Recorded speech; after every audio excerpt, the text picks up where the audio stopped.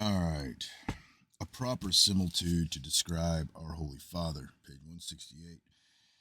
And to see how our Holy Father came up, mark the ensample of an ivy tree. First it spiraleth out of the earth, and then a while creepeth along by the ground till it find a great tree. Then it joineth itself beneath a lough unto the body of the tree, and creepeth up a little, fair and softly. And at the beginning, while it is yet thin and small, that the burden is not perceived, it seemingeth glorious to garnish the tree in the winter and to bear off the tempests of the winter.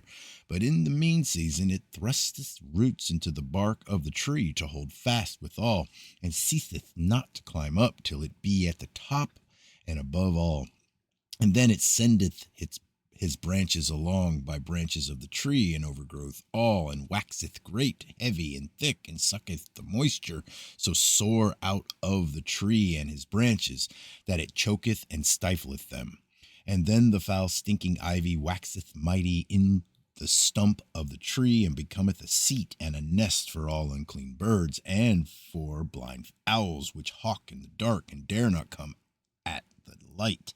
Even so, the Bishop of Rome, now called Pope, at the beginning crope along upon the earth, and every man trod upon him in this world. But as soon as there came a Christian emperor, he joined himself unto his feet, and kissed them, and crope up a little with begging, now his privilege, now that, now this city, now that, to find poor people withal, and the necessary ministers of God's word. And he entitled the emperor with choosing the pope and other bishops, and promoted in the spirituality, not whom virtue and learning, but whom the favor of great men commanded, to flatter, to get friends and defenders withal. And the alms of the congregation, which was the food and patrimony of the poor and necessary preachers, that he called St. Peter's prime patrimony, St. Peter's rent, St. Peter's land, St. Peter's right, to cast a vain fear and a heathenish superstitionness into the hearts of men, and no man should dare meddle with whatsoever came once into the hands for fear of St. Peter, though they minister it never so evil, and that they which should think it none alms to give them any more, because they had too much already, should yet give St. Peter somewhat, as Nabuchodonosor gave.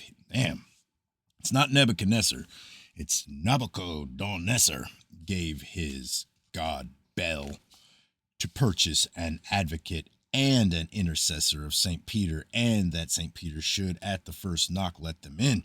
And thus, with flattering and feigning and vain superstition, under the name of St. Peter, he crept up and fastened his roots in the heart of the emperor, and with his sword clambered up above all his fellow bishops, and brought them under his feet. And as he subdued them with the emperor's sword, even so subtly, and help of them after that they were sworn faithfully, he clamb above the emperor, and subdued him also, and made him stoop unto his feet, and kissed them another while.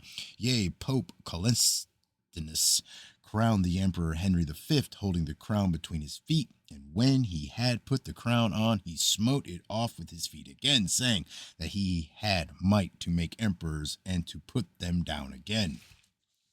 And he made a constitution that no layman should meddle with their matters, nor be in their councils, or wit what they did, and that the Pope only should call the council, and the emperor should but defend the Pope, provided all way that the council should be in one of the Pope's towns, and where the Pope's power was greater than the emperor's.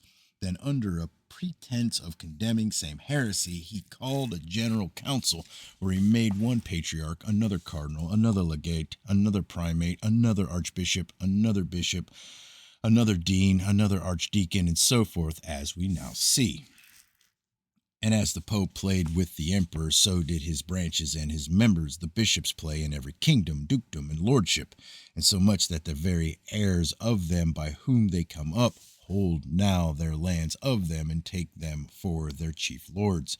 And as the emperor is sworn to the pope, even so every king is sworn to the bishops and prelates of his realm, and they are the chiefest in the parliaments, yea, they and their money, and they that be sworn to them and come up by them rule altogether.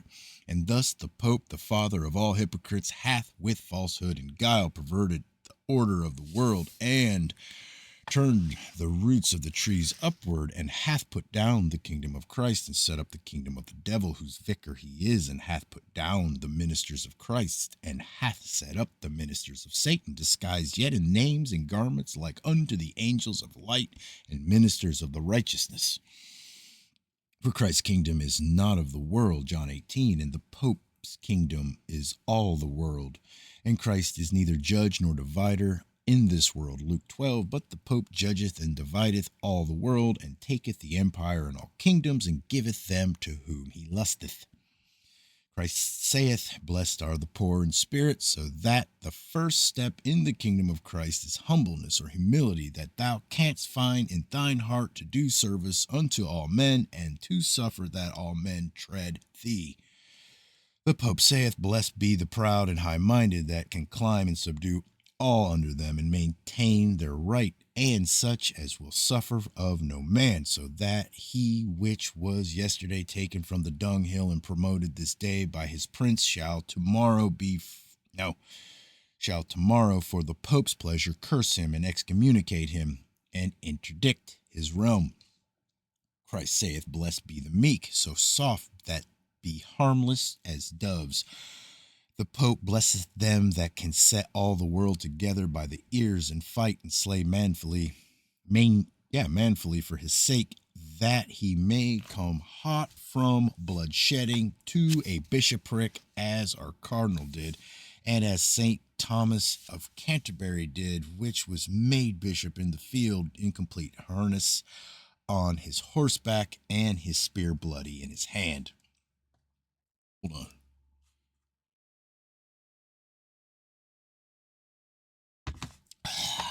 Christ hath neither holes for foxes, nor nests for birds, nor yet whereon to lay his head, nor promised aught in this world unto his disciples, nor took any to his disciple, but him that had forsaken all.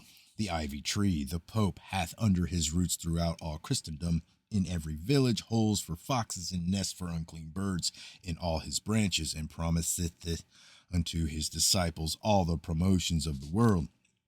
The nearer unto Christ a man cometh, the lower he must descend, and the poorer he must wax. But the nearer unto the Pope ye come, the higher ye must climb, and the more riches ye must gather, whencesoever ye can get them, to pay for your bulls, and to purchase a glorious name, and a license to wear mitre, and a cross, and a pall, and godly ornaments.